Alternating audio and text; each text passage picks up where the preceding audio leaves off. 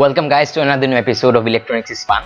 আজকে আমরা দেখে নিব কিভাবে ইলেকট্রনিক্স ব্যবহার করে তোমরা ছোট্ট একটা গেম বানিয়ে নিতে পারো, যা খেলে তোমরা তোমার ফ্রেন্ডদের সামনে একটু ভাব নিয়ে চলতে পারো।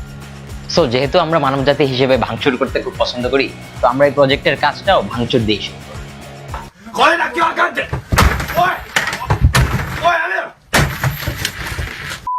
হরতালের সময় যেরকম মানুষ গাড়ি ভাঙচুর করতে পছন্দ করে, তেমনি তুমিও তোমার কোনো পুরনো খেলনা গাড়ি নিয়ে ভাঙচুর শুরু করে দাও। খেলনা গাড়িটাকে ভাঙার পর এর ভেতর থেকে শুধু দুটো জিনিস তোমার নেওয়া লাগবে, একটা ব্যাটারি হোল্ডার এবং ছোট্ট একটি বাজার।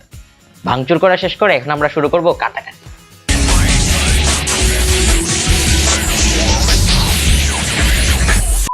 নিনজা এবং সামুরাইরা যেরকম তাদের অস্ত্র হিসেবে তলোয়ার ব্যবহার করে থাকে, তেমনি তুমিও তোমার অস্ত্র একটি ইউটিলিটি নাইফ নিয়ে কাটাকাটি শুরু করে দাও। I'm gonna kill someone. এক টুকরো প্লাস্টিক বোর্ড নিয়ে নাও, যা তোমরা তোমাদের কাছাকাছি যে কোনো লাইব্রেরি থেকে কিনে নিতে পারো। তারপর তোমার ইউটিলিটি নাইফটা দিয়ে একটা চারকোনা রেক্ট্যাঙ্গুলার শেপ কেটে নাও। এখন আমরা আমাদের গেম বোর্ডটাকে একটু ডেকোরেট করে নেব। ইন্টারনেট থেকে যে কোনো পছন্দের ছবি ডাউনলোড করে সেটা একটা প্রিন্ট আউট নিয়ে, যেমন আমি চুজ করেছি এই ছবিটাকে। পড়াশোনা করতে কার ভালো লাগে বলেন?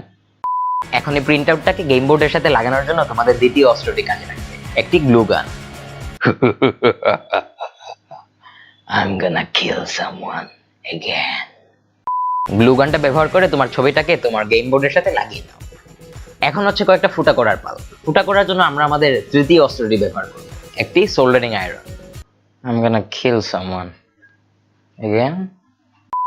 সোল্ডারিং আয়রনটি গরম করে আমি যেসব জায়গায় দেখাচ্ছি সেসব জায়গায় কয়েকটা ফুটা করে নাও। এই ফুটাটা একটু বড় হবে, কারণ এখানে আমরা আমাদের বাজারটাকে বসিয়ে নেব। এখন শুরু হবে লাগানোর পালা। লাগাতে হবে তোমাকে। লাগানোর জন্য আমরা স্ক্রু আর নাট ব্যবহার করব। প্রথমে আমরা কয়েকটা স্ক্রু আমাদের আগের করা ফুটোগুলোর মধ্যে বসিয়ে নেব। এখন আমাদের লাগবে কয়েকটি শক্ত ইলেকট্রিকের তার। এগুলো তোমরা তোমাদের যে কোনো কাছাকাছি ইলেকট্রিকের দোকান থেকে কিনে নিতে পারো।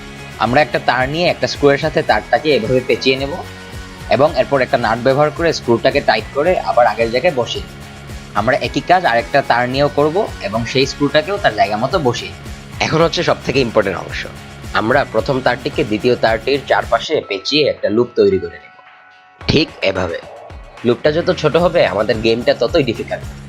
এবার আমরা আমাদের গেমের ডিফিকাল্টি ডিজাইন করে দেব।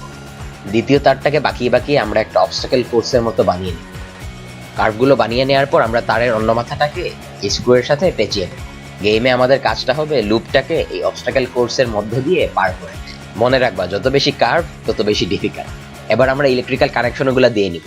প্রথমে ব্যাটারি হোল্ডারে দুটো ব্যাটারি ভরে হোল্ডারটিকে বোর্ডের পেছনে এই জায়গায় গ্লু গান দিয়ে লাগিয়ে নেব। ব্যাটারি হোল্ডারের নেগেটিভ মাথাটাকে আমরা এই স্ক্রুয়ের সাথে পেঁচিয়ে নিয়ে একটা নাট দিয়ে টাইট করে নেব। আর ব্যাটারি হোল্ডারের পজিটিভ মাথাটিকে আমরা বাজারের পজিটিভ মাথার সাথে কানেক্ট করে নেব। এরপর একটা এক্সট্রা তার নিয়ে এই স্ক্রুয়ের সাথে বাজারের নেগেটিভ এন্ডের একটা কানেকশন করে নেব। ব্যাটারির কানেকশনগুলো ঠিকমতো না হইলে কিন্তু broom,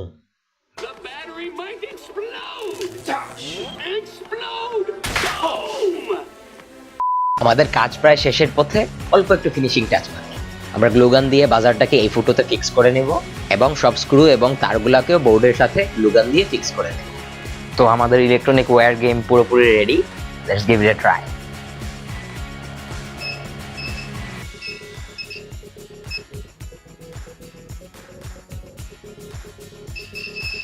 I'm not very good at this, am I? So that's it guys for this video. I hope you guys have fun with this, and if you want to check out more fun electronics projects like this one, then don't forget to subscribe to my channel right now. Till next time, geek out.